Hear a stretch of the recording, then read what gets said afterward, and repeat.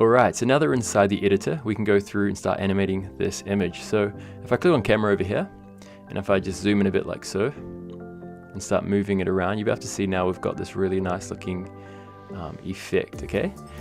And we can do heaps of things like adding in different text images, we can add particles and things like that. So let's go through and I'll go click onto the layers, and I'm gonna go add some text. So let's just call this one, let's say zoo, and I'll adjust the letter spacing like so.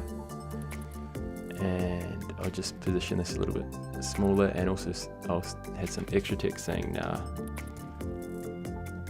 open. Okay, and I'll bring this down like so, and just zoom in a bit. Alright, so I've got some of my text here, and I'm also going to go through and add a butterfly. So I'm going to effects, and I'll go add this butterfly here, and I'll just drag this down and position it on the branch, maybe something like that. Now what we can see, if I just go through and show you something, if I go to camera over here, if I move this around, you'll be able to see that the objects are in different 3D space, okay? So what we want is this butterfly to be on the same, kind of axis as this branch, so that it doesn't look like it's moving around. So if I drag this butterfly and place it just on top of the L, you're about to see that we've got it on the branch. And if I move it around now, you can see it's stayed on the branch like so. If I place it at the back, for example, if I drag this over, you'll be able to see it's behind now the branch. So I'm just going to put it on top like that. Also with the text, I want to bring these into the same kind of alignment, like so. And that's looking really good. Cool, so what I'm going to do is go and reset this camera. And I might just zoom in a little bit. And I'm going to go to particles as well and add some particles. So let's go turn on. And I've got this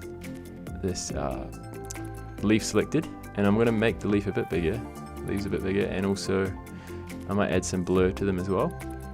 You can adjust things like the contrast as well as the color, so you can play around with the color like this.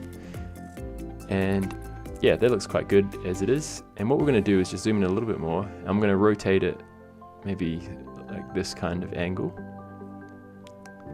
and position like so. Okay, so here's my first position.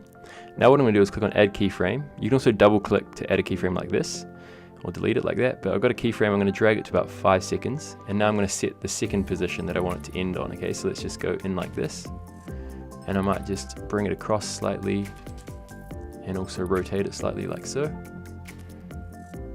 and that's looking quite cool. So let's just come in. I might also bump up the size of the leaves like that, and yeah, we've got this coming in from here to here, and let's just preview that. That's looking really cool. So we can add another keyframe by clicking on add keyframe, and we can set a different position. If we want it to loop, so start from and end in the same position, what you want to do is double click to add that same position keyframe, so in the same position, and then just drag it over here like this, and just delete this one, and this will go in and go out, and it'll create a really nice looping animation, especially if you're using it on social media. You can have it continually looping like that, and that's looking really cool. So that's how you can go through and create some really nice animations. Yeah, have a go and play around with it, and once you're ready, you can go through and click on publish and select where you want to save it to and publish your video. So yeah, I hope you enjoyed this tutorial. Make sure to try it out and have fun creating.